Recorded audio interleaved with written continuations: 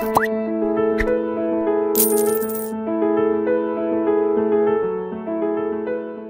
we were talking about our, I think you have gone through what we did yesterday, right?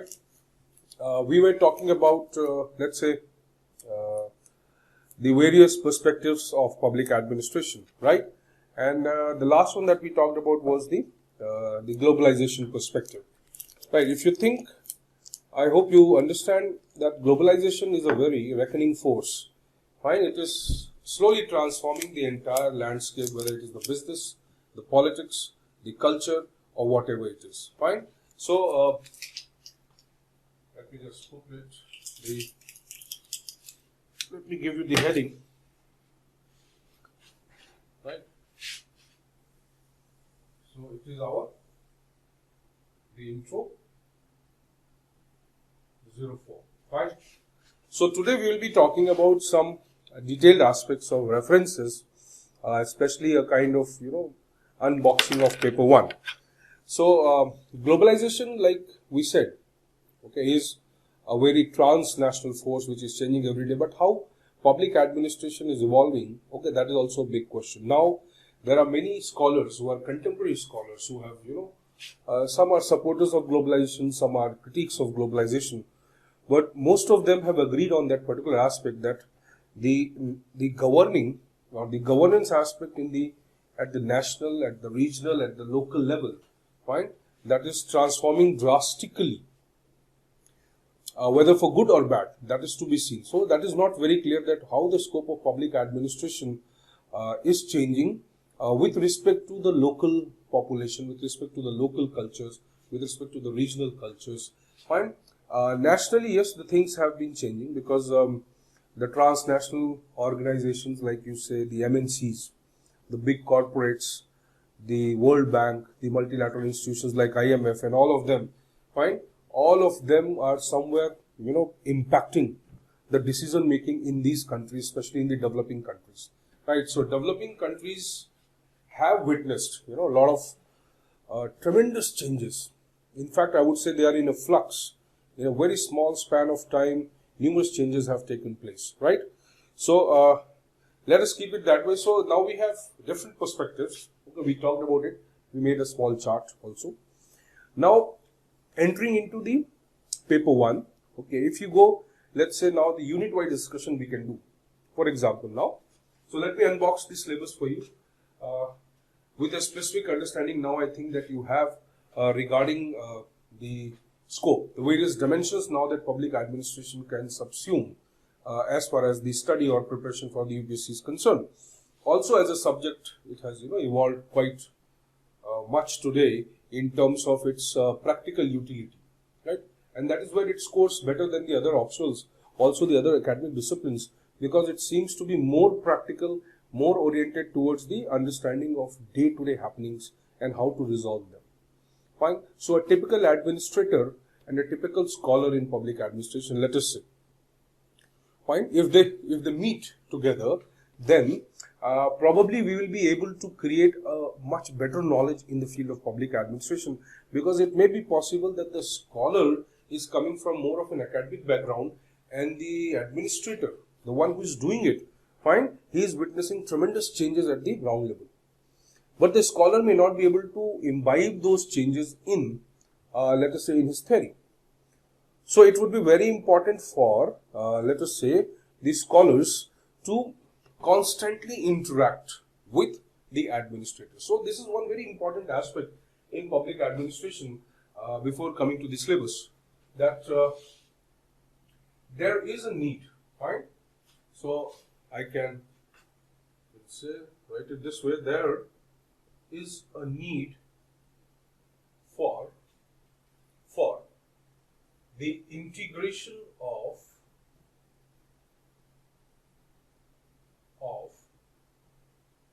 theory. Right? There is a need for integration of theory with practice. Right? And if this happens, then the scope of study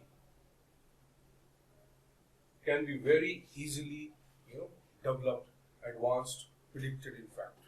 The scope of study would become extraordinary, right, if we are able to link both of this.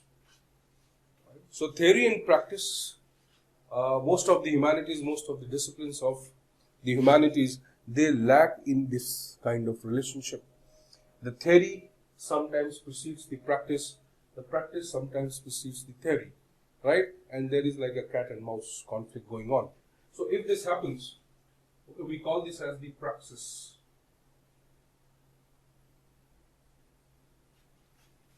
The praxis of public administration, or the praxis of the subject. The praxis would mean the integration of theory with practice. Now this is what we intend to. So when we are trying to study any subject, any discipline, we are trying to match the theory with the practice. For example, communal violence. Now, can there be a theory of communal violence? Yes, there is. Can there be hypothesis related to theory of communal violence? Yes, there are. Right?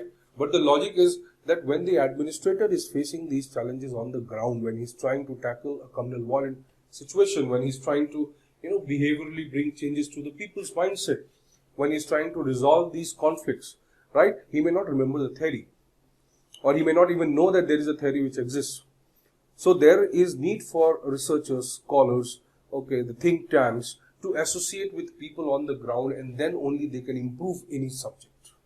Fine? So the scientific nature of public administration, its predictability can be increased only when this is done. So this is the major concern of this study. Fine? What we are going to do also, that is also one aspect. Fine, our concern is more of scoring marks, so we'll do it. But unless we understand these concerns, obviously, the marks would be also a distant dream, right? So you can take it this way. Now, let us understand the syllabus of different units which is given of paper 1, of different units which is given now. So let us say your unit 1, like I have already talked about, that there are 6 units which are very important. These 6 units, once understood, 70% of the paper 1 is done. So see, this is one very extraordinary trick to fool the UPSC, that we do technically 6 units and we are able to score more than 70% marks, right? Or at least attempt more than 90% questions, fine. But only we can do it when we are able to link all the rest of the 7-8 units to the rest of the 6 units, fine. So that can be done very easily if you understand it. Now unit 1 is very important, very vital. Right, in unit 1, you will find that the entire scope of the public administration that we are going to study is there.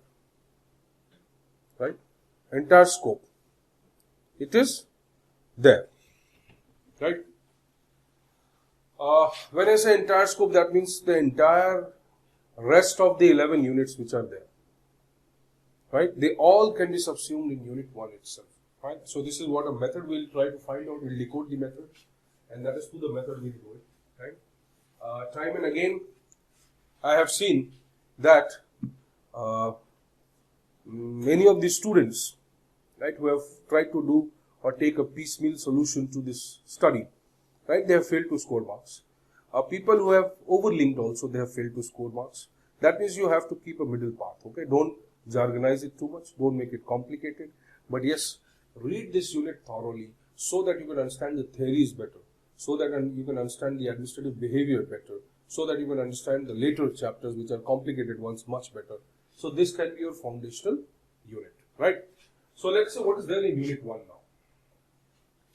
Now the unit 1 talks about the meaning, scope and definition of public. Right? Meaning, scope and definition of public. Then it focuses on the evolution of public administration. Now these are very 2 important aspects of unit 1. The meaning, scope and definition. Now we have tried to define. Now see, this part we have more or less understood just now. I did not tell you that exactly we are doing this. But when we talked about the scope of public, this is what the scope of public. Now the definitions can be provided as per a specific scope that we studied. or as per the specific perspective that we were talking about. So the definition would change when we say PubAd is a subject. Definition would change when we say public administration is an organization. Definition will change when we say public administration, okay, from the ecological perspective. Public administration is a set of functions. Public administration under the globalization perspective.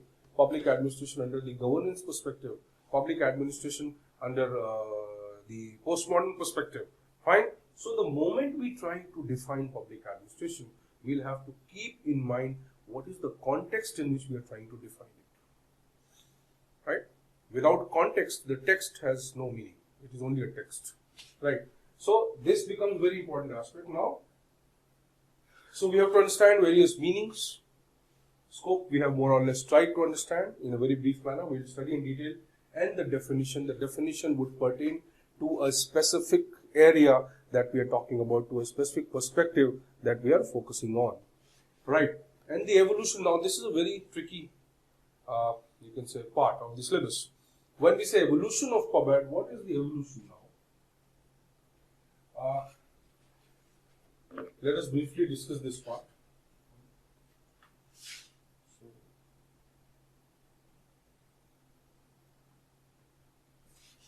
Evolution, right?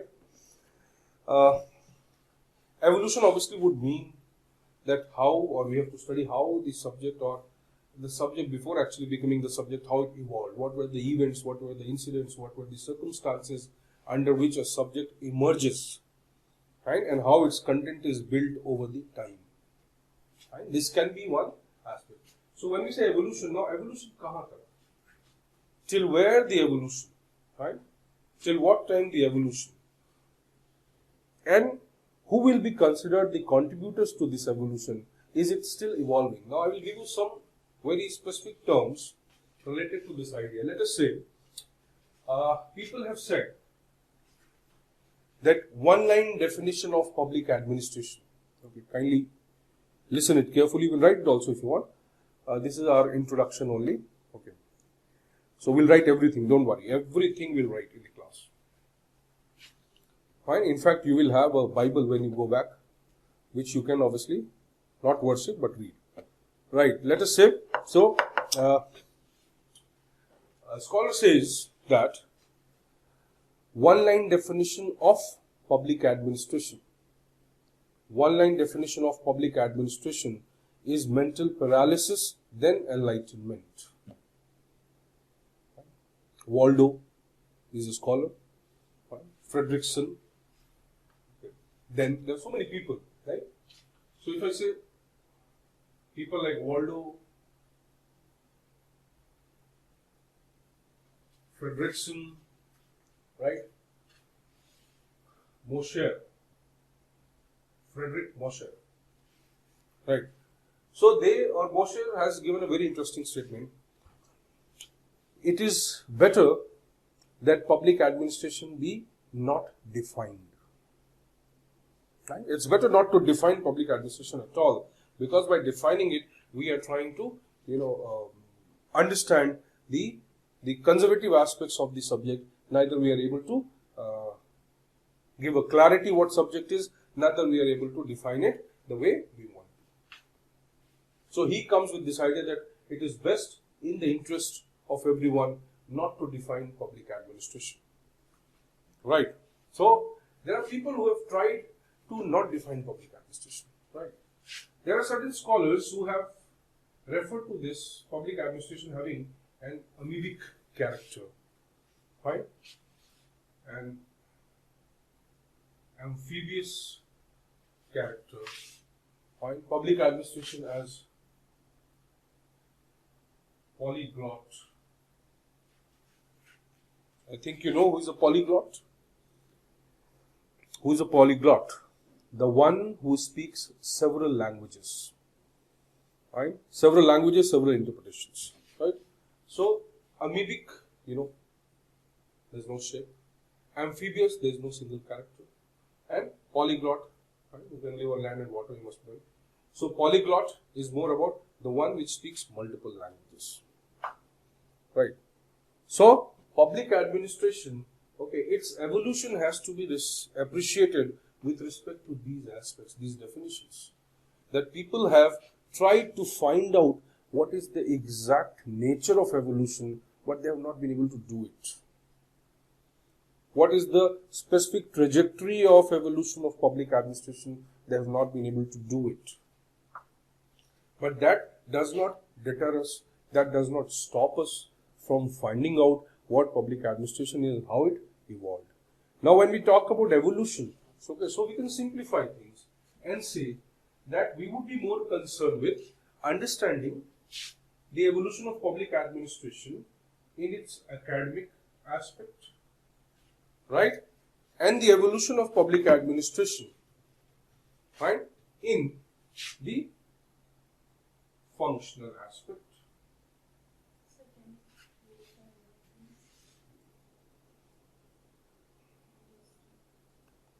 Academic aspect, okay. Voice is audible? No.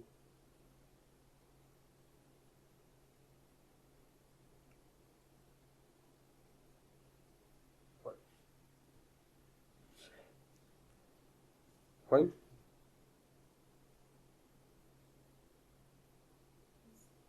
Fine. So, you have to understand in two aspects, the academic and functional. Right. The academic aspect is how the subject evolved. The functional aspect is how the nature of the functions that public administration had to perform, okay, changed over the time. Fine. Are you getting? These two are the different aspects, dimensions. Fine. So, as far as the time frame is concerned, so generally the evolution is taken from the Wilson's essay. Okay, Woodrow Wilson wrote an essay in 1887, right? The Introduction to the Study of PubEd, or the Study of Public Administration, or the Science of Administration, right? So from 1887, this is known as the cutoff date as far as the American public administration is concerned. But this is not totally true, right? We can go back somewhere 1812, France. Okay. So Administration des Publics was a book which was written. Then Thomas Carlyle, another person, right? And a lot of people who contributed to the idea of public administration, but they were mostly coming from the European, culture, European society, not from the American. So this, you can say, was a constant conflict, that which aspect of evolution we should start with, the European aspect or the American aspect, right? Can you understand this one? So see, evolution can be, we are taking a factor of safety, so we are taking both the aspects, right? Because we don't know what turn the syllabus would take. The UPSC examiner would think of this, interpret this particular term. So we can basically study both these aspects, the Anglophone, right, and the Francophone. The Anglophone tradition, the Francophone tradition, this is also known as the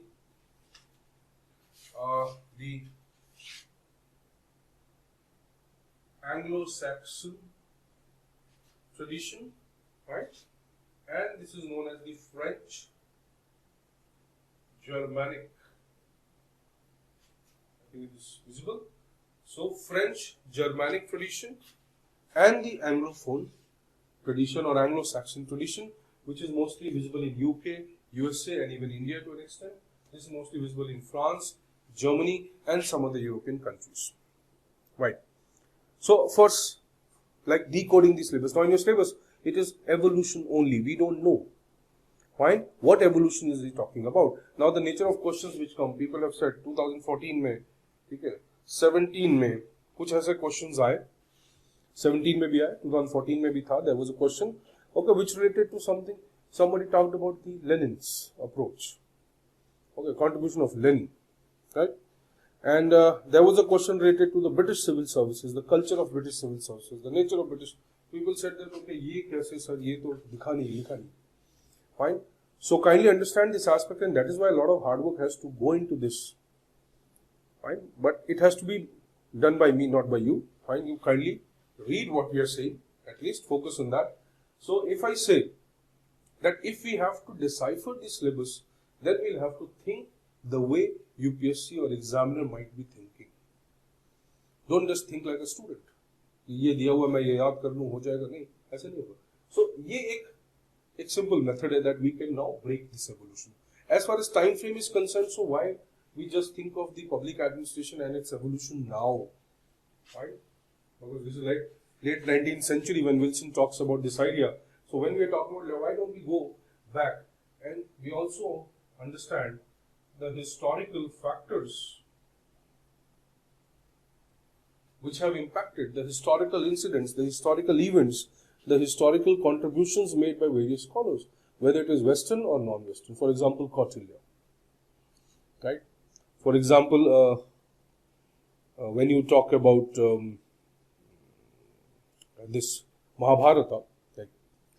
So Shanti Parvat, one of the parts of the Mahabharata, is, or it constantly talks about the administrative system, okay, the various aspects and characteristics of a good administration, what are the structure and procedures to be used, fine.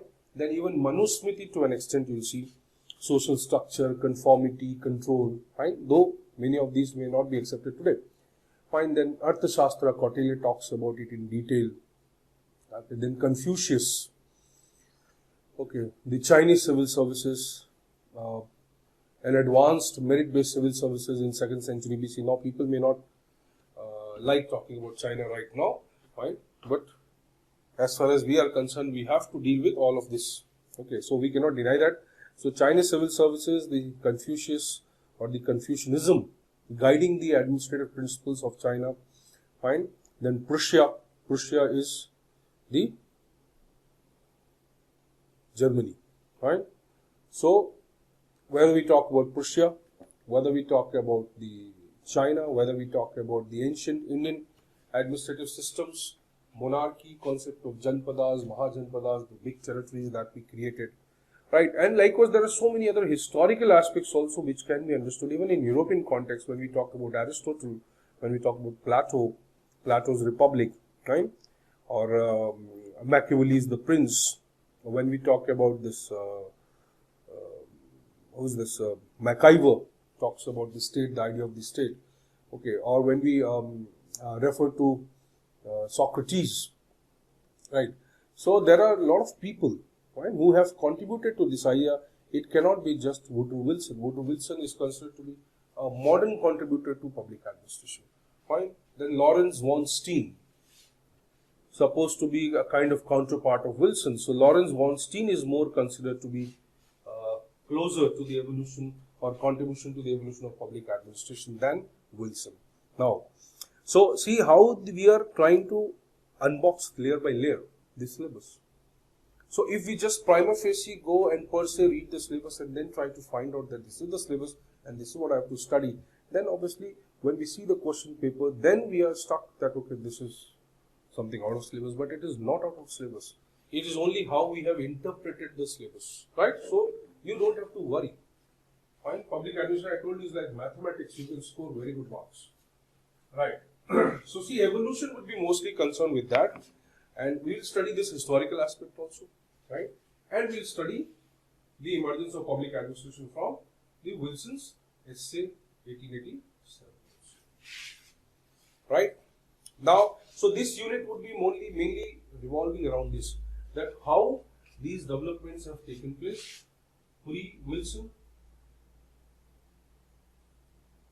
and the post-Wilson.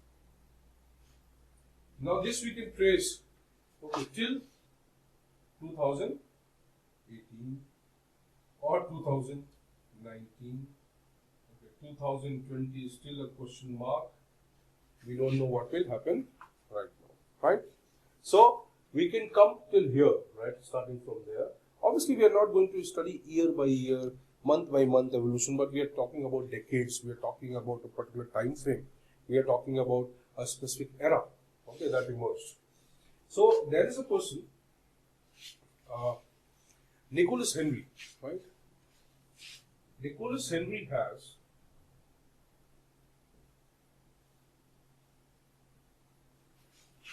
Right. Nicholas Henry has he has basically given a particular formula, you can say. Right? He has developed a model which he calls as the model of paradigms. Nicholas Henry's paradigms are very popular.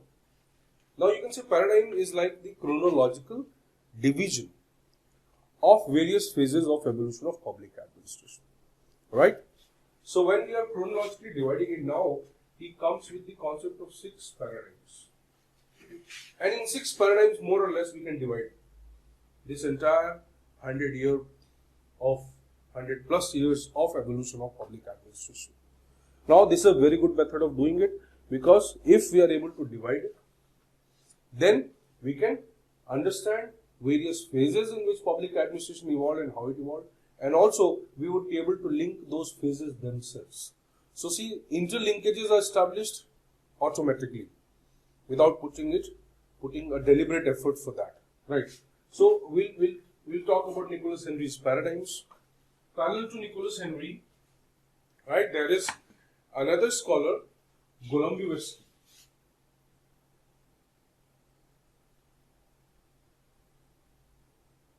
Right?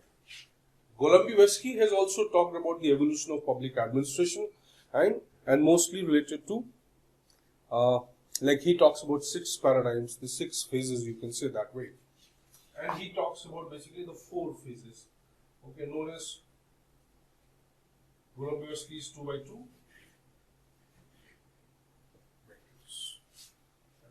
He divides it into a quadrant, okay, traces the evolution of public administration, likewise. Right, but no need to remember now, we'll talk about it over the time. Right. So let us say Globalization 2 by 2 matrix or Nicholas Henry's paradigms. Now these will serve as models for understanding how the evolution took place and what were the final developments during these particular phases. Right. So a lot of things will be covered here. It is not that simple. It seems to be that evolution paradigms have been divided. But there were a lot of developments within this, like for example, the new public administration. Okay, for example, the new public management, NPM, new public service, NPS. Right? Then you have public choice approach. Then you have organizational theories.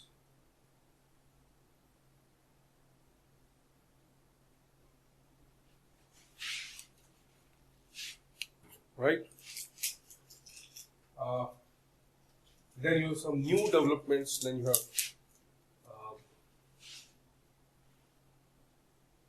there are a lot of new developments like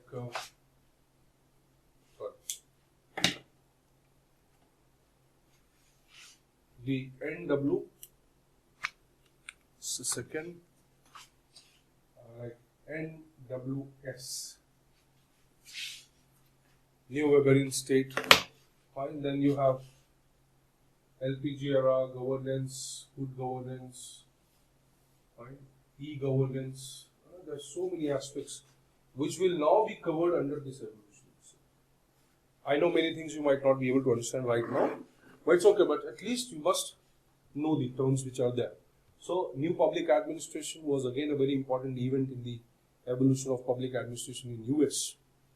New public management was basically an outcome of the impact of market reforms, globalization. Yesterday we have given a brief reference to that.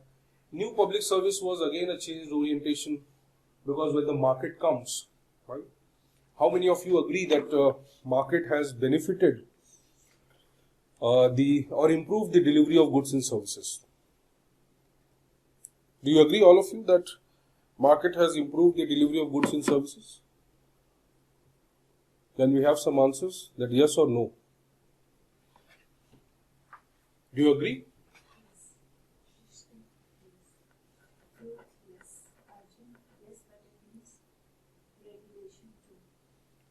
So, many of you agree that yes, it has improved. Now, let me give you a simple data. See how interesting POVAD is, you will understand. Right? Because people have made it boring. Actually, people, take a big baggage on their head that PABAT here, PABAT complicated, elite subject hai. Elite subject hai, so what is wrong in that? Right? Everyone wants to be there. You want to be into elite civil services. Fine, so there is nothing elite about in that sense, that it is only accessible to few. See, it is so interesting, PABAT. Let us say, we have a lot of liberty, creative liberty in public administration, so that we can include a lot of things here while explaining something. The phenomenon is so diverse. Let us say, I'll give you interesting data. From 1950 to 1991, right? What has been the GDP growth rate? Any idea? You understand what is GDP? Fine. GDP is the gross domestic product. It is basically the measure of the increasing or improving economic growth. Let us say. So 1950 to 1990 economic growth tha, GDP growth rate tha, but it was much less. Okay. The average was around 2%. Okay. So it could be 2.9 also. Okay, 2.10, 3, 3.1. Again. Fine. So, it can be anything, but I am saying somewhere average was somewhere around 2.5% growth rate. Right? There were certain negative years also of growth rate. Fine. Now, after 1991, now, another interesting aspect is that if you know about it, then what was the population growth rate? Do you have any idea? Anybody? The growth rate of population, or the population growth rate, and the GDP growth rate. Can you match it? Now see. So let us say population growth rate somewhere was, when we take Hindu growth rate or the there are a lot of measurements which are now controversial, but it's okay, we can leave it. But when you talk about the GDP growth rate, let's say 2.5 to 2.7% average. Population growth rate somewhere around 28% decadal. 28 to 29% decadal. Okay, there have been times when it was 37% decadal also. That means, okay, 3.7% annual. 2.9% annual. Now, from 91 to 2001, the GDP growth rate improved for an average of 3.75%. Right? Obviously, there is a quantum jump. Whereas the population growth rate during this era reduced from, let's say, 35% decadal to something 27-28% decadal, that is 2.8%. Now, at the same time, from 2001 to 2011, the GDP growth rate shot up. You might be knowing that India was above the global GDP at the time. Okay, global GDP was somewhere 6.4%, 6% average, which still is desirable, which is not there right now.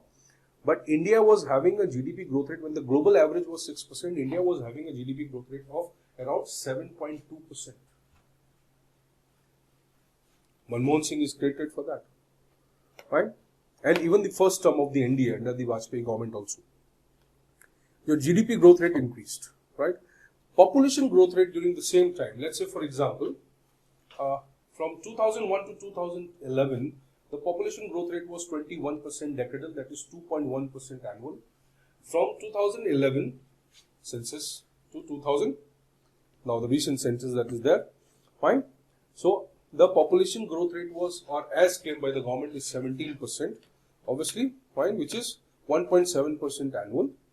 Whereas the GDP growth rate, you can see what is happening, fine, but still. Just for 10 minutes. 10? 10 seconds. Right.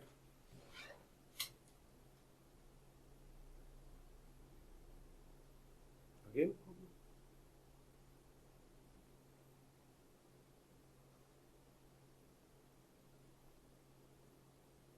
Fine. Government को कुछ करना चाहिए भैया. See, you might be wondering कि मतलब बीच-बीच में थोड़ा सा क्या होता था lag. But you see, the BSNL, we are trying to contribute to government. Okay, taking a BSNL broadband, and so the private players are benefiting now. See, this is a discussion we are doing. So let us say the decadal growth rate of population reduces to, let's say, 2011 to, let's say, this one would be much less, but 2001 to from 1.7%, from 2.1% to 1.7% annual, right? Decadal was 21% and 17% later. Now the government is claiming that, this government has also claimed that the poverty, the percentage of people, BPL people, drastically reduced to 17%. Okay, there was Rangarajan committee, there was Tendulkar committee, fine. There were planning commission's view on that. ICMR, Indian Council of Medical Research, they also provided a data statistics. So see, if you see today, do you think, my question would be, I'm not taking into that much of technical analysis, we'll do it over the time, it is very interesting. Now can you say that, okay, if you see all this, we agree, I agree to the aspect that, yes, the market reforms have done a lot of good things in developing countries also, fine. But when compared to the developed countries, this phase they have seen like probably 30 years back, what we are witnessing now, right? But has market reform been pro-poor or not? Right? That is the biggest question. Is market reform, is the growth of private sector pro-democratic or not? So when people say that the Ambanis or Adanis or so-called Vedanta and all these people, they are the ones who have captured the entire economic growth in this country. What are we referring to? Are we referring to the private sector doing something good for the people? Right? Yeah, they have contributed to development and growth and likewise. But see, we have to impose a corporate social responsibility, which we did it legally through the changes in the Companies Act 2013. That means the corporate sector might be having good intention, but it is never pro-poor. Right? It is mostly concerned with the profit. Profit seeking may be one of the important agendas. So see, NPM is a new public management is a system, is a theoretical model which helps us understand that how the government system can be improved by using the market-based techniques. How the privatization of services will help in improving the service delivery, right? So you're right in that regard, no doubt, right? Whether you talk about Air India, aviation sector, whether you talk about telecom sector, whether you talk about highways, right? BOLT, BOT, okay, or annuity model.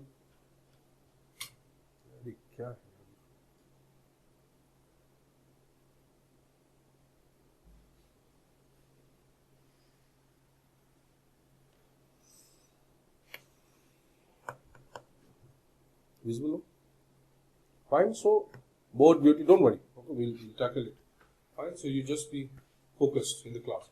So the BOT model, the BOT model, or the annuity model, hybrid model that we are developing today for highways, tolls, and all. So private sector has contributed, no doubt. Fine. But the logic is that who is taking a share, a big chunk of the benefit of this? Either the corporates, fine, or any issue? Either the corporates, fine, or let us say the brokers, the power brokers, the middlemen, the contractors, or the corrupt bureaucrats and politicians. They are the ones who are actually reaping the benefit.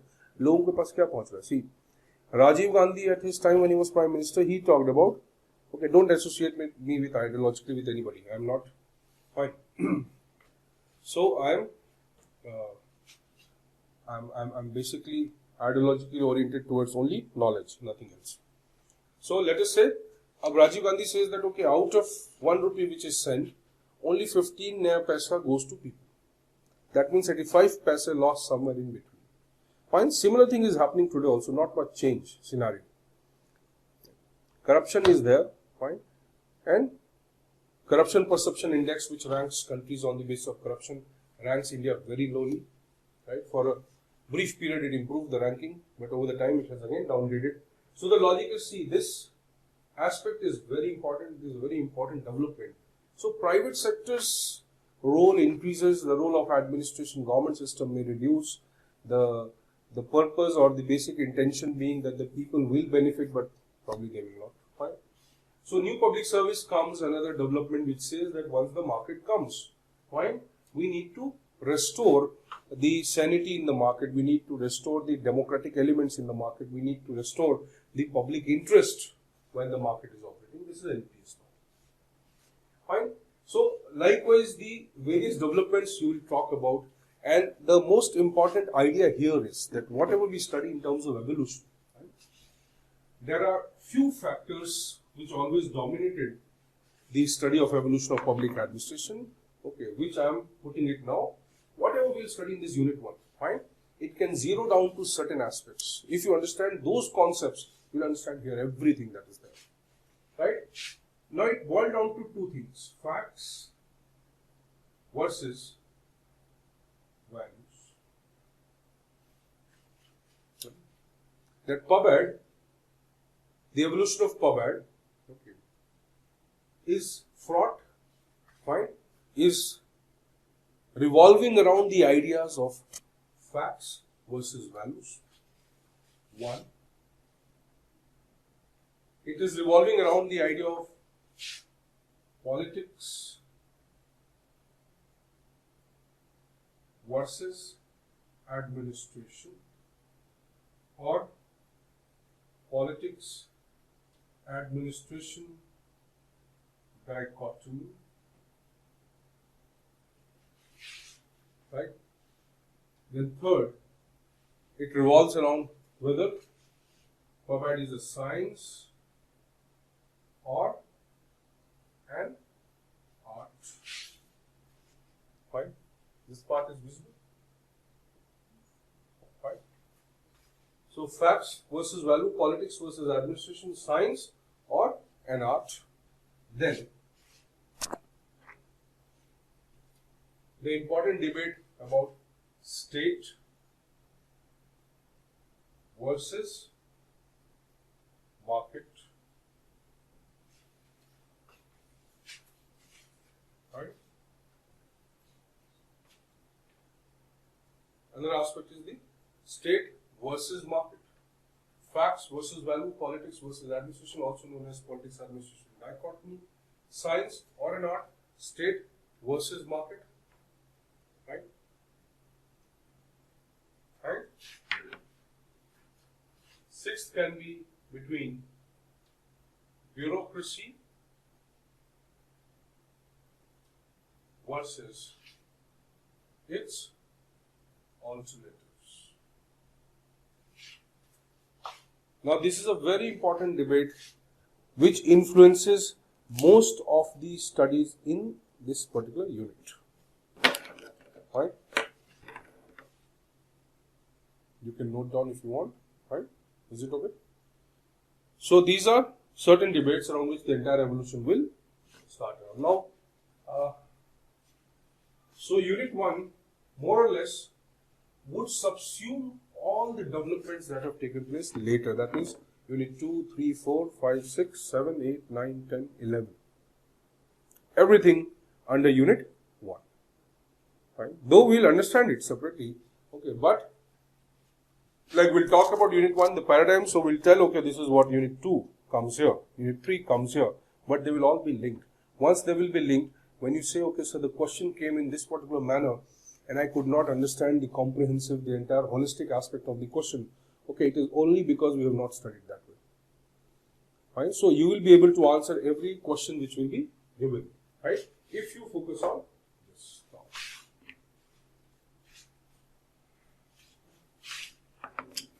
So unit 1 will revolve around this. Okay, let us say unit 2. Now unit 2 again you can say is a subset of unit 1, fine, but its magnitude, its amplification, fine, its scope is slowly increasing when we come to unit 2.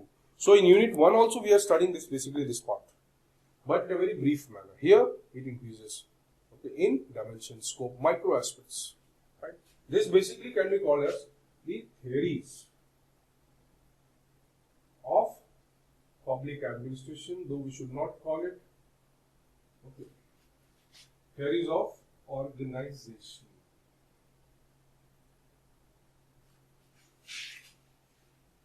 These are basically theories of organization.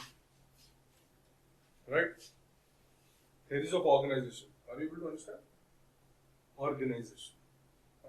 Now see, the context of these theories, now this is considered to be the most toughest part.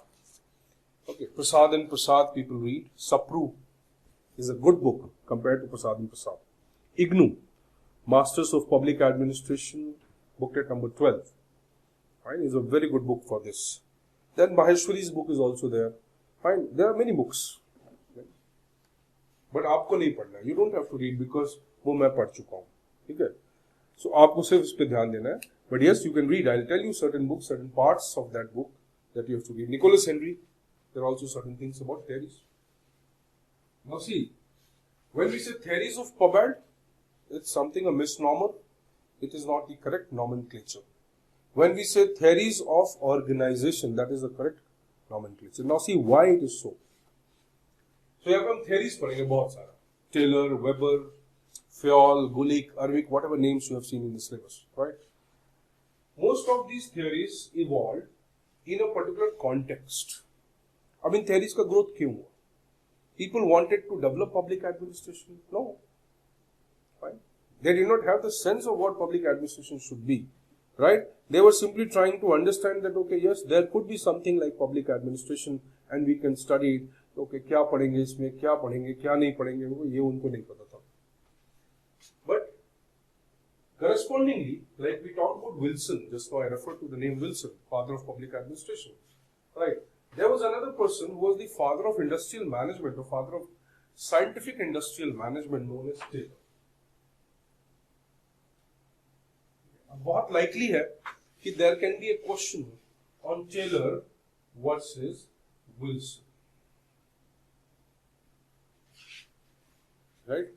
Now Taylor is considered to be a very prime contributor to the development of theories, okay, which become a very important corpus, which become a very important part of the content of public administration. Right? On the other hand, Wilson is actually credited with being the father of American public administration, or father of public administration. Right? So what Taylor did to the industrial management, the same was done by Wilson to the public administration. Right? Now, what is the difference? We'll talk about this. Let us say, when I use the word, let's say Wilson is more credited with administration and Taylor is more credited with management. Now I'm trying to simplify. Let us say हमने बोला government, business. Same logic I am interpreting in different dimensions. हमने बोला public. We said it's public, and now we say this is private. So what is the difference between administration and management? Like for example, many of the people who contributed directly to administration, the government system, fine, they are called as administrative theorists. Right? Many of the people who contributed to industrial management, industrial organizations, they are known as management theorists. So what is the difference between administration and management? If I want to understand the etymological, epistemological, yesterday we talked about, I hope you remember it. Fine. If you don't, kindly review it. So epistemological and etymological. So etymology is administration, management. These are two different words, two different terms. Epistemology, इनके पीछे intention क्या है? What is the basis of their idea? What is the basis of using these two terms separately? There must be some philosophical basis. There must be some ideological basis of doing so. Right? So, जो administration word है, right? Even though people have used it interchangeably, right? But for our conceptual understanding, the word administration which is there, right? This mostly comes or is used with respect to government, with respect to public. Right? Let's say, for example, I'll give you a very simple thing. If people say, he is a good businessman, right? He is a good doctor. Are you referring to their expertise or are you referring to their character? Can somebody answer me this? If I say a good businessman, a good doctor, what am I referring to? The qualities of the person or the expertise of the person? Expertise. Right.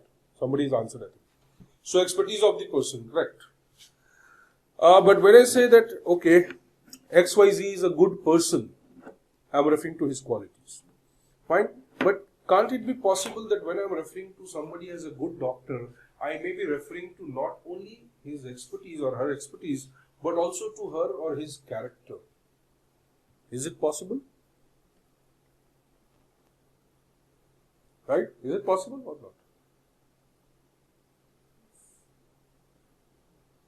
Right? Don't worry, in some time I'll put the panel also so we can directly see each other. Right?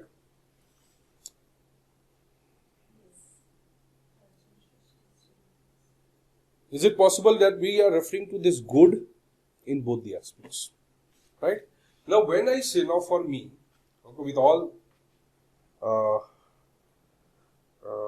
my due regards and, all the forgiveness that I can seek, when I say somebody as businessman, I don't think there is something good in that. When I think of somebody being a good businessman, I am actually referring to his ability to create more profit, his ability to earn more money. Now, by any normal standards, everyone desires it, fine. But by all the moral standards of the society, people say, "Na, ye achhi baat nahi hai paisa kamana." But public servant ban ke aap paisa kamao. You become a police officer, you become IAS officer, you amass a lot of money, right? But if somebody outrightly says that I want to earn money, then you say, no, this is not right. Teachers, they should not earn money. See, for me, it's been one of the biggest, metaphorical exploitation. When people say that, okay, you are a teacher, now every story that you read in your life, right, you'll find, okay, ek garib teacher tha, right? And then garib Brahman tha. You might have read, I'm talking about historical references. So see, I'm a teacher as well as a Brahmin, let's say so called. I don't believe in the caste, but I'm saying, so somebody, okay, being referred to as garib Brahman, garib teacher, it becomes kind of universal truth. So the moment you say good businessman, nahi hota hai. Agar good hai, to businessman nahi hai. Right? This is what people would say, right?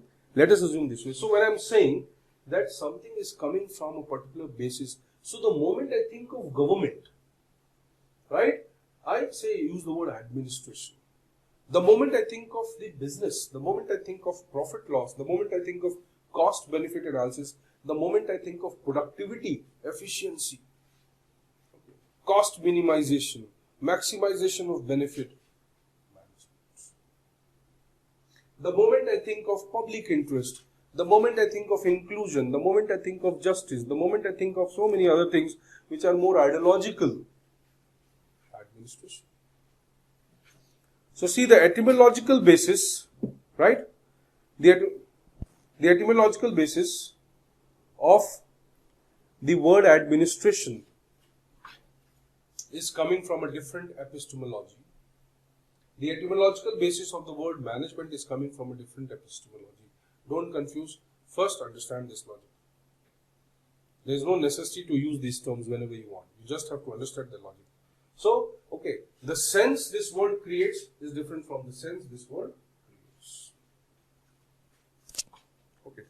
As far as theories are concerned, so most of the theories in public administration come from this perspective and not from this. We are not talking about politics.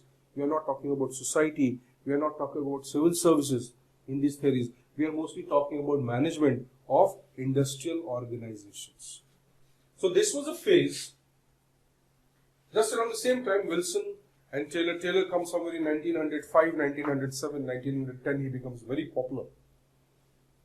Okay, Wilson comes somewhere 1887, 1890. In fact, Wilson was never known then. Wilson was known much later, 1920s and 30s. So some people have also criticized Wilson that he became the president, and that is why he made his writings very popular. Otherwise, nobody had known Wilson actually before that. Right? So Taylor, or Frederick Winslow Taylor, the father of scientific management, is basically the dominant contributor to the theories of organization. And along with him, there were so many people, other people also. But he became the important contributor. He became one of the most dynamic initiators of the theories. And most of these theories come in a particular context. What is that context? Let us see. So, वो context था basically industrial revolution in US. क्योंकि Europe में थोड़ा पहले हो चुका था, no doubt, right? And USA was basically now evolving or coming into a matured industrial revolution phase. It was a phase of mass production. Understand? Mass production. It was a phase of mass production. Do you understand? Phase of mass production. Where similar goods are produced in bulk. It is like more of process of automation where we don't have to create diverse products. We have to create similar type of products for consumption, large consumption. Right. So, this was the phase of mass production, industrial revolution, and what was needed in that phase. Now, yesterday, I think Srishti, a student, had asked me the new social movements, new socialist movements. Right? Now, to understand that idea, fine, you have to understand first the idea of exploitation. Exploitation. Now, there is a very interesting statement given by a political science theorist, scholar, Michel Foucault. So, Michel Foucault says that all that is personal is political. Can anybody interpret this statement for me? All that is personal is political. Nobody?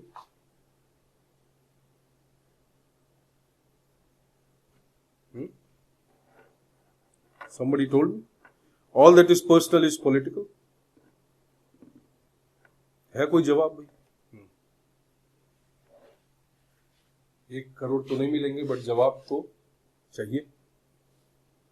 All that is personal is political means he is talking about that the idea of power, the idea of conflict is inherent to every system of the society, including the family. So the idea of exploitation starts right from the family. He is basically talking about power relationship. So husband, wife, power relationship. Now this power relationship, that means the difference in power, the asymmetry of power between the husband and wife is basically the basis of the status which the husband enjoys and the privilege that he enjoys, but not the wife. And her role, her status, her segregation in the family, her characteristics associated with a good wife, with a good daughter-in-law is basically because of this power relationship, and this power relationship is visible throughout the society. Fine. So obviously how we are linking this with this, try to understand. So when we are talking about the industrialization affecting or industrialization emerging as the most dominant mode of production in a society, what will happen? Do you think the power relations in the society will change? Do you agree that the structure of the society will transform? Do you agree that the social behaviors, the social value system will transform? Let's say, for example, a pre-industrial society, right? And agricultural society, a nomadic society, or there is no society, obviously, a nomadic life, let's say, a subsistence society, a feudal society, estate system comes, zamindari system comes. That is also kind of economic system. The economic system creating a specific kind of political system. So every economic system would require a specific type of political system to govern it or to run it at least. So imagine from a non-mechanized pre-industrial society where the relationships were more personalized, they might have been more exploitative, right? That is also agreeable, right? More personalized, more emotional, okay? Lack of defined things, lack of sophistication, right? But when that society transforms into an industrial society, we call this as industrial society. Daniel Bell is a scholar who has worked extensively on industrial society, fine, along with Taylor, and there are so many other people who have contributed to understanding industrial society. Marx is also one of them. Right. So when we say an industrial society, what we are referring to? We are referring to a specific type of economic arrangement, okay, which dominates the society and which fulfills the needs of the society. Now, human beings are perpetually wanting animals, you know. Right? When the greed will replace the need, we don't know. And this always happens. Right. So try to understand that when the mode of production shifts, let us say from subsistence, agriculture to feudal, to you can say estate system, to mercantile system, these are the various phases, to the industrial system. So literally what is changing is the mode of production. As the mode of production changes, the relationship with these modes changes. Some becomes owner, some becomes manager, some becomes workers. So technically, new classes will appear. New social formations will appear. New groupings will appear. And this will require what? This will require a different way of governing it. So how the monarchy would be governed, the same way an industrial society cannot be governed. Right? How a society where the king is law is governed is not the same way in which the law is king is governed.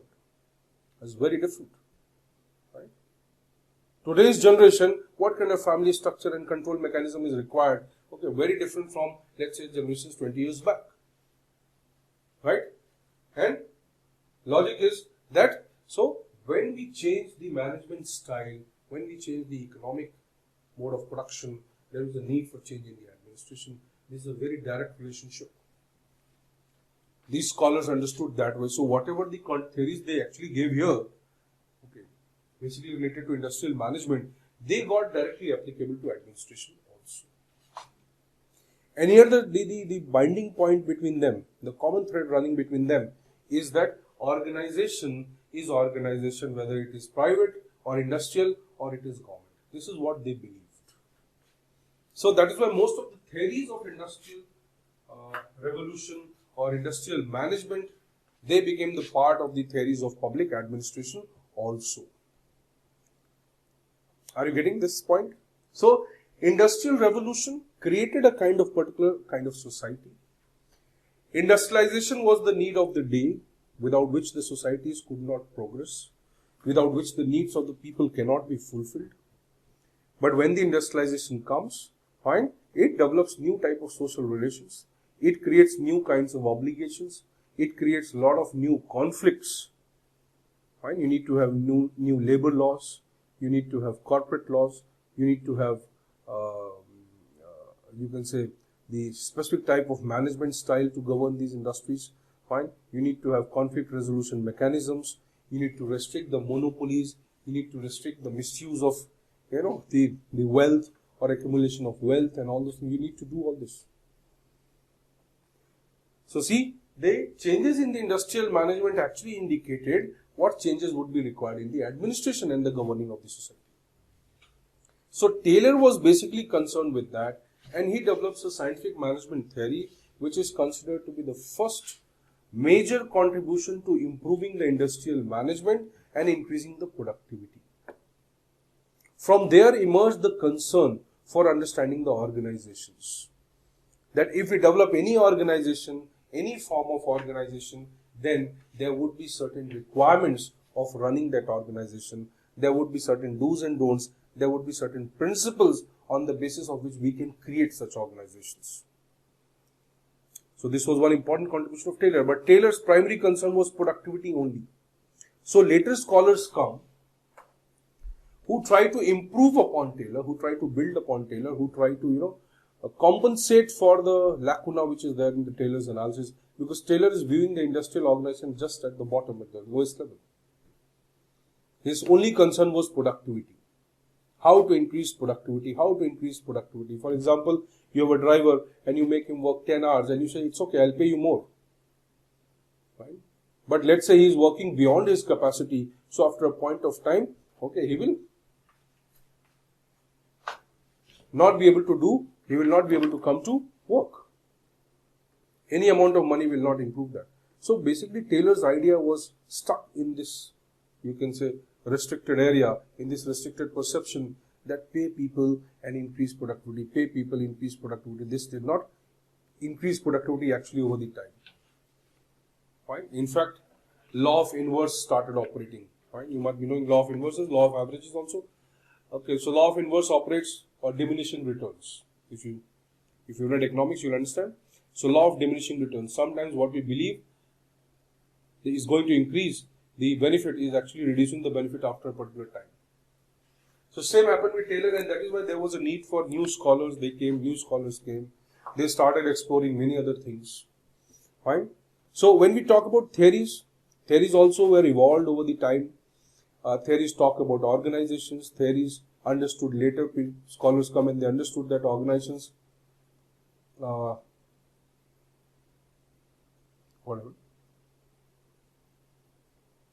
organizations are not actually, you can say, is it okay?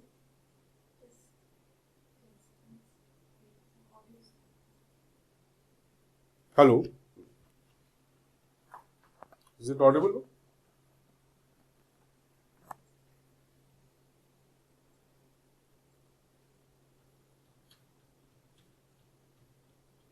Is it audible? Hello? Fine? Okay? Okay? So, let us say that Taylor, what he talked about, so later scholars actually understood that, okay, organization is not just about productivity, is not just about efficiency, it's not just about earning money. Fine? It comprises of human beings, and who are these human beings? Who are the prime contributors to the organization? It is not the machine, it is not the machinery, it is not the procedure. So these scholars come with various other theories, motivation, like Unit 3 is also basically a extension of the theories of organization. So here, people talk about motivation, leadership, emotions, and all those things. Wherever human beings would be, okay, they would be concerned with these things, right? So let us say, understand this way, that Taylor-based race created the basis for theories, right? And finally, over the time, the Taylor gave a lot of, you can say, opportunity for the other scholars, because Taylor actually failed to understand the organizations fully, right? Is it clear? Have you understood this part? Okay. So the theories come, and then theories have various dimensions, right? But over the time, you see, most of these theories, whether we divide it into,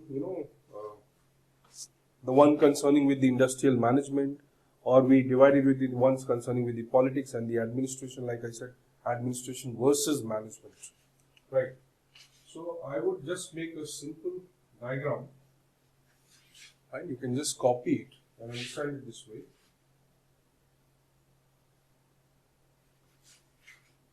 Right? Is it visible to you? Right? This diagram has been given by Burrell and Morgan. Now, this basically diagram says that, okay, this is what the scope of theories in public administration or theories in organization would look like. Right? Whatever theories in public administration can be now clubbed into these 4 quadrants. Right? Now, on one axis, let us say we take this as one variable, organizational, right? And on one, we take this as political. I'll simplify, you will understand, don't worry. In one, I take as normative. In one, I take it as empirical. This you will use later when you study a lot of theories. Right now, you just keep this diagram with yourself in your memory. You will understand it. Now, this is the scope of all the theories that we study in public administration. Organizational, political, normative, empirical. Am I audible to you? Fine. So, organizational, normative, political, empirical. Right. Now, what does organizational mean? Just now we talked about all the theories which are more concerned with, right, the internal aspects, the management, productivity, efficiency, profit loss, procedures, rules, regulation, design, whatever.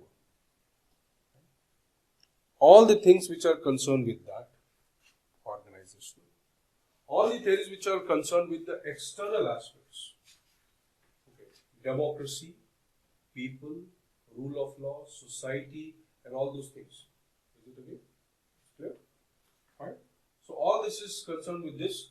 You can see it is mostly concerned with the external aspects. So many theories can be put here, external aspects. Now normative is more concerned with the values. If I say human, social, cultural aspect, the theories which focus more on this aspect. Human, social, cultural aspect. Right? Normative. Which is more concerned with the factual aspect. Factual means what are the non-emotional aspects? What are the quantifiable aspects? What are the material aspects? Money, आप उसको simplify कर लो. Facts, material, procedures, things which are more quantifiable, empirical. Okay. Things which are based on more of logic, reason, proof, research, empirical. Now, a varied combination of this can be made. Let us say some theories political and normative. Some theories political and empirical. Some theories organizational and normative. Some theories organizational and empirical. Are you understanding this? So you just first understand this quadrant, this particular diagram. Within this, we will keep all the theories that we study over the time. So automatically you understand once you understand these terms, right? Because we'll be starting the concepts now over the time, right? So, okay, the spread of theories is around this idea. Now, most of the paper that you see, your paper 1, part A, out of first question out of 5, 3 questions are generally pertaining to theories. That means 30 marks. Fine. At least 2 questions in part A, 25-25 or 30-20 marks. Okay, 2 questions. That means, you understand how much is that? 100. Plus 30, 130. Right? And 1 question in paper 1 part B, which would be more related to its application. So if I say unit 1 and 2, right, and I say okay 200 marks somewhere, or 170 to 175 marks in paper 1. Now can you understand the utility of these 2 units? Or 1, 2 and 3 maximum, let's say 3 units. So 160, 170 average you will get. 150 भी अगर आप ले लो, in the conservative scenario, 150, 140 marks, then also almost you can say half or 2/3 of the paper can be understood if you understand this concept. Right. So let us say the theories are more or less the reflection of the changing American society, the industrial patterns which emerge in the society. When you say industries will come, a specific type of groupings will emerge, a specific type of communities will emerge with relation to this industrial management. So there would be a kind of relationship between the people who are managing the industries and the people who are actually working in the industries. Fine. So Marx, if you know about Marx, so Marx had predicted that capitalism or industrialization would create a class or would divide the society into 2 classes. Fine, these 2 classes, one would be the bourgeois class. So as per Marx, if you see, the Industrial Revolution or capitalism. You understand what capitalism is? Right, so say Industrial Revolution.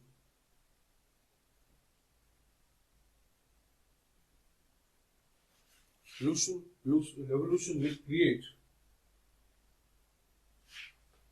mostly or divide the society into two classes. What is a class? Class is an economic category. A social status that you acquire because of your economic status in the society. That is what a class is. Fine. So, the Industrial Revolution will create two classes. For example, India क्या है? India में class नहीं है. India में caste है. Right? So, can somebody tell me the difference between the caste and the class? The class is an economic category. The caste is a cultural category. Cultural categories are generally inherited from birth. The economic categories are basically acquired through material accomplishments. So material accomplishments would define your status in the society. So this can change over the time. Whereas here it is the birth. It is your inheritance. It is coming right from your hereditary roots. So this generally doesn't change. In fact, it doesn't change. So India is a caste-based system, whereas most of the capitalist societies are class-based system. This is also a big difference between Western and non-Western understanding of the role of administration. So, or the problems that emerge, right? So, Industrial Revolution will create two classes. One would be the wealthy owner class, the business elites, the one who own the industries, known as the bourgeois, right? And the others would be proletariat. The bourgeois and the proletariat. The bourgeois being the wealthy, right? And the proletariat being the working class. The blue collar workers, the working class, this is actually the powerful class, the one who owns the entire material wealth, right? So, Marx predicted that this will be into two classes. The proletariat would be the working class, the one who will be actually earning money through wages, putting their labor and. So, in Marx analysis, the Industrial Revolution would change the structure of society into these two, and there would be an inherent exploitation done by them against them. So, in Marx analysis, it was that it is through the exploitation the capitalist society, the industrial societies will progress, and there will be inherent conflict between these two classes. Whereas there is another scholar in public administration who basically comes and says that no, what Marx has said is not totally correct. Weber comes and Weber says that no, the industrial society will be divided into 7 classes, and there will be an expansion of middle class with white collar jobs, right? Corporate jobs, managerial class, right? And Weber was obviously much more predictable, much more prophetic than Marx. So today we see the rise of middle class, the consumption patterns, they are all defined by the growth of middle class, the swelling of the middle class is taking place. Fine. Even though different classes also exist, but it is the middle class which is driving most of the changes across the world, right? So, the Industrial Revolution, now basically created this debate that actually the Industrial Revolution is doing good for the society, or actually the Industrial Revolution is one of the means of exploitation, or it has become one of the developments leading to the exploitation of large mass of people and their exclusion from the benefits. Has it become a means of accumulation of wealth? Has it become a means of disproportionate distribution of wealth in the society? Like the idea of Marx, or like the idea of Gandhian socialism, or Gandhi talks about socialism, or Nehru's ideology of socialism that we talked yesterday, Nehruvian socialism, right?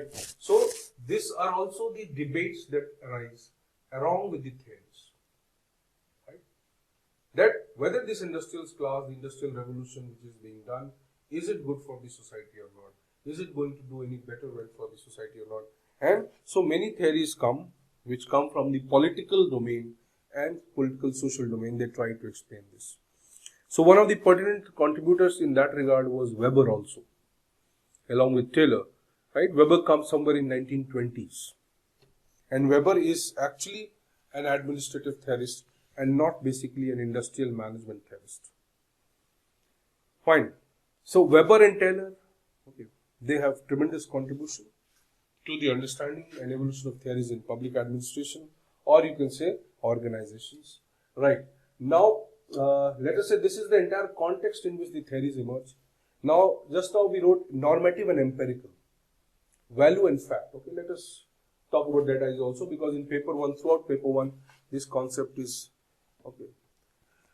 diffused throughout paper 1. Values and facts. What are values and facts? Can somebody tell me values? We say values.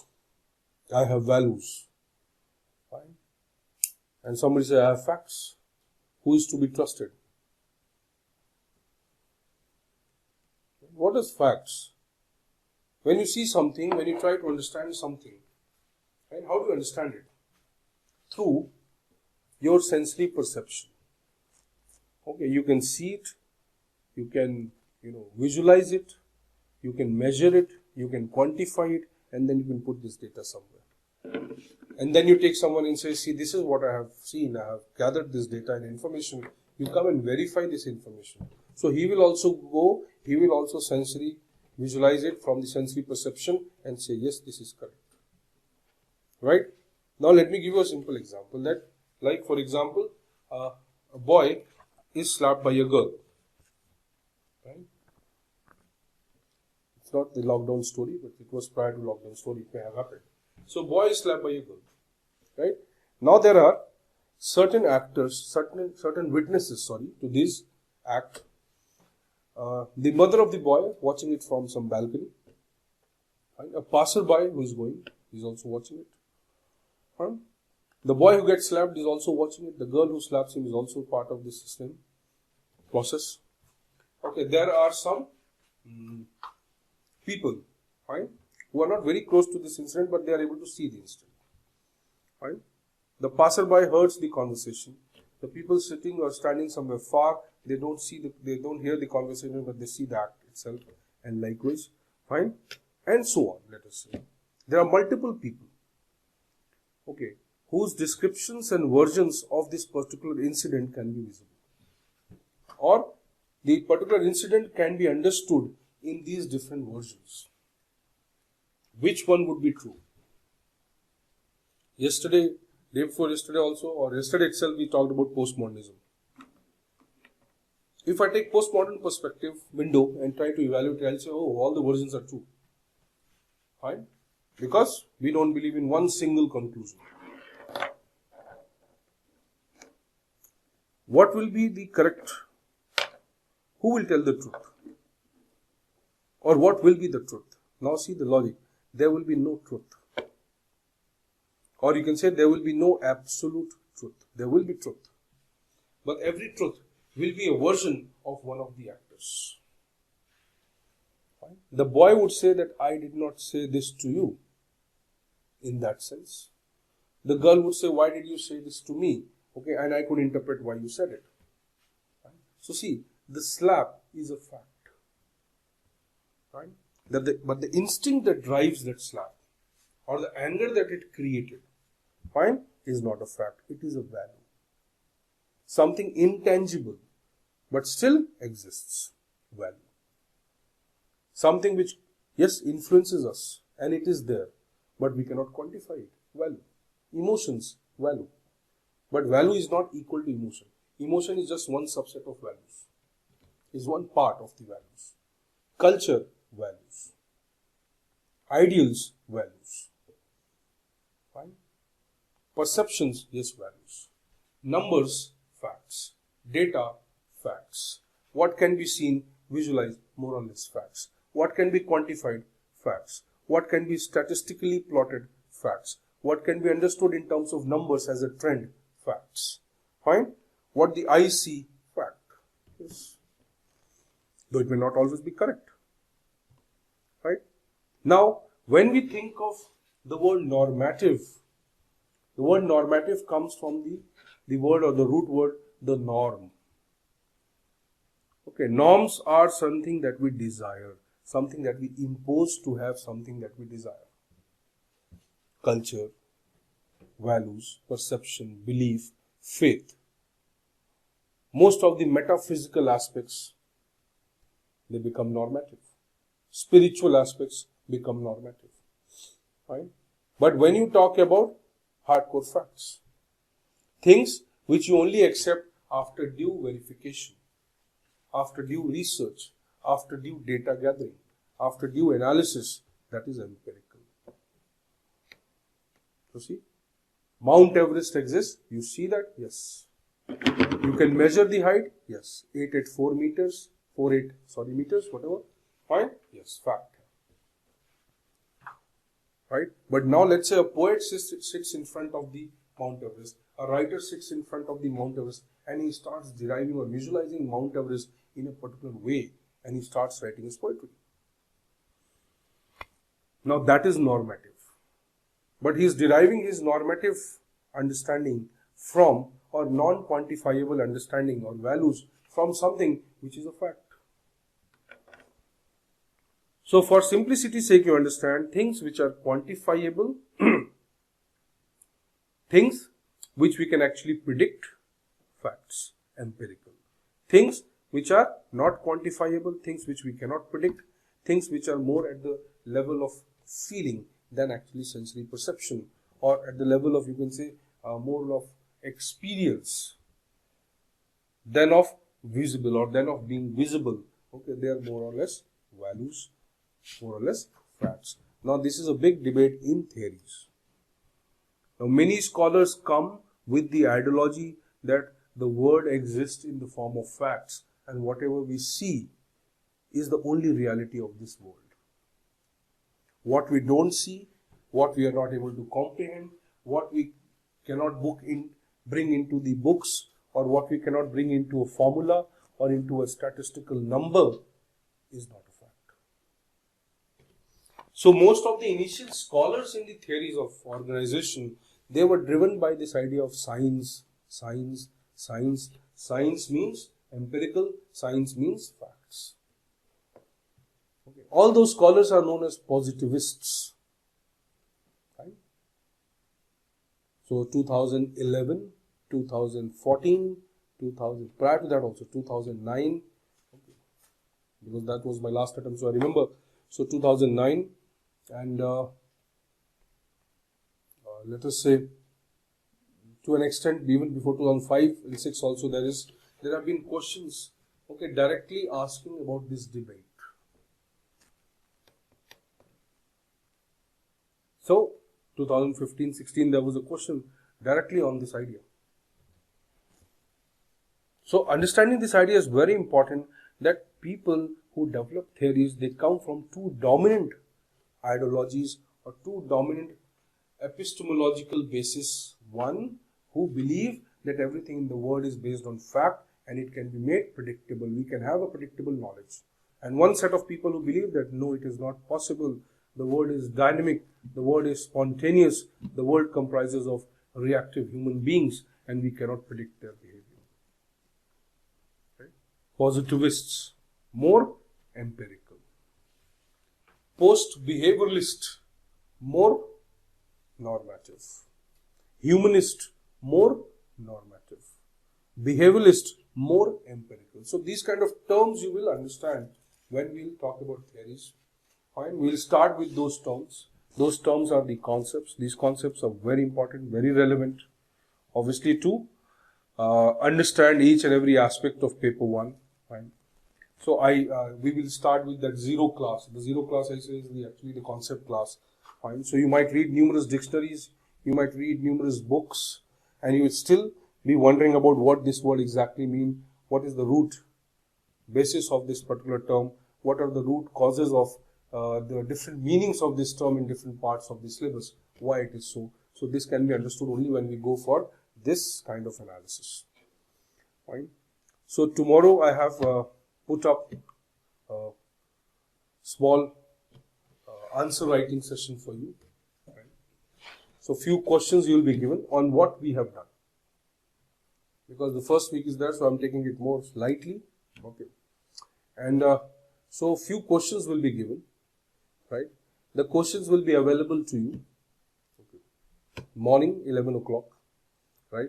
You kindly, because tomorrow you have to write these questions. You sit at your home. Obviously at your home you'll write it. Okay. Take some time. Okay. Put 1 hour. It will be a 1 hour test. You say test or it will be a kind of answer writing. Fine.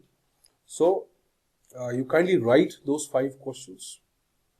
Okay. Everything will be given in there. These questions will pertain to whatever we have done. Okay. 3-4 days, whatever classes we have done. Whatever we have discussed in these classes. Fine. People who have not seen or joined little late, so they can take little effort and read it. They can appear for the test later also. The test would be available after 11. Fine. You can write it till whenever you want. Fine. Submit it by Saturday. Okay, evening. So if you take entire day tomorrow and Saturday's day, submit it. Sunday I will evaluate it, check it. Monday we will again discuss that. It will be emailed to you by Sunday. Right? So just see what you have written.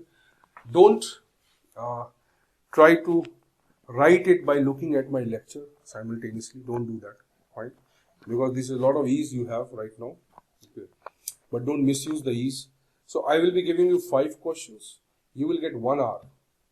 Right? Those 5 questions have to be written somewhere in 100 words, 110 words. Okay, maximum 125 words. Kindly try writing them. Don't think about whether it will be a good or bad answer. Right? Don't even visualize that what marks you are going to get for this. Don't do anything. You just follow. Have faith in us. Many people had till now. Fine. You just follow the process that we are following. So kindly go review the lectures once more. Okay, right from the beginning when we talk about the idea of public administration, the various scope, the dimensions that we talk about. Fine. Then globalization, governance, postmodernism, all the terms that we try to define. Okay, so kindly focus on that. Write it tomorrow. Fine. Monday we will meet again for the class, but tomorrow you will write the test. Saturday you will submit it. Sunday I will evaluate it. Fine. Meanwhile, you have any doubts, you can always mail me or mail the Prodigy. You always are free to message me, obviously within a particular time, and I will be able to respond to you, right? And don't worry about anything else. All these technical small things will be dealt with. Fine. So we are working on that, and your focus right now should be. Okay. Some people, students have the query, content kab aayega? Content aapko mil jayega. Okay. It will be sent by the 3rd week of July to you. Okay. What will be needed? Paper 1, right? Next slot will be paper 2, I think. So aapko content you will get by 10th or 15th of August, the entire content that you want. But kindly don't read it unless I tell you what to read. Right. So we'll have tests, we'll have discussions. I want two-way communication, not the direct literal two-way communication, but here the two-way would mean that you kindly keep messaging me, keep asking me questions. Fine. Don't be bothered about small things. They are all part of the system. They are all part of the process or the transition that we are all going through. It is as much as a transition for me as for you. Right? So every, you can say, change brings certain good as well as bad aspects. We have to minimize the bad. We have to amplify the good ones. Okay. Thank you for your time. Kindly go and prepare. Take some time off. Okay. Review the lectures once again. Right? Make some notes out of that if you think. Okay. Because we'll have 0 classes, the concept classes. The concept classes will be very rigorous. You can take it that way. Right?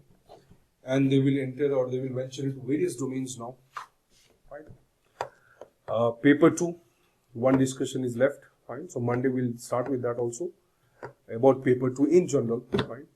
References, I'll tell you over the time. I have already given the references in the brochure also, you can read. But kindly don't get swayed by that.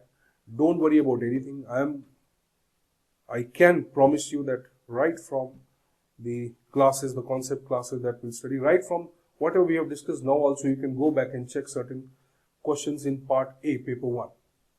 Right? Take out the question papers right from 2012, let's say, to 2018. Just see paper 1, part A. Certain things you'll be able to understand even now also. Right? Even though we are doing a basic background right now. Right? So you don't have to worry about anything. We'll write everything. You'll have answers. You'll have content. Right? You kindly go and review my lectures or whatever we have done till now, and kindly write honestly. Right? Don't be in the rat race to write a good answer right on the first class test. It is not possible. You just try to write authentic answers. What you have understood, what you have not understood, fine. If you have not understood, then it will give me a feedback that you have not understood. Right? So, okay, any doubts you have? Kindly put up the doubts if you have. From today's discussion that we did, any doubts you have?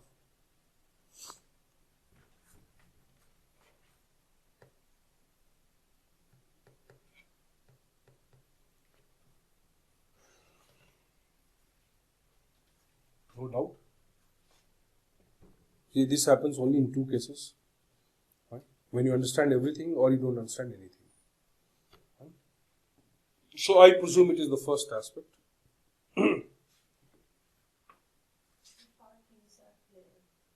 They are clear?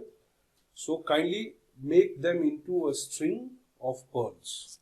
You might be reading about the string of pearls theory. Right? So you kindly take all those pearls, okay, that you see or you understood, make it into a string. That means try to link them and make a whole out of it. Make a holistic perspective of what we have done till now. Certain questions may be little twisted, but there will be 5 questions. Okay, kindly attempt them sincerely. Okay, this is the only way. There is no shortcut to becoming a civil servant, or for that matter, becoming anything. If you actually mean anything in this world, then there is no shortcut for that. You go through this rigorous process. The only thing is that even if you're working hard, you must know that you're working in the right direction. Okay. So work like a ghoda or a horse, not like a donkey. Okay. They require very informed horses, right, but not very smart horses. So work like that, and eventually the things will fall in place. Right? So no doubt. If there is no doubt, then I can leave now. Thank you so much for your time, and see you on Monday again, and see you in fact on Sunday when I will be checking your copies. Okay.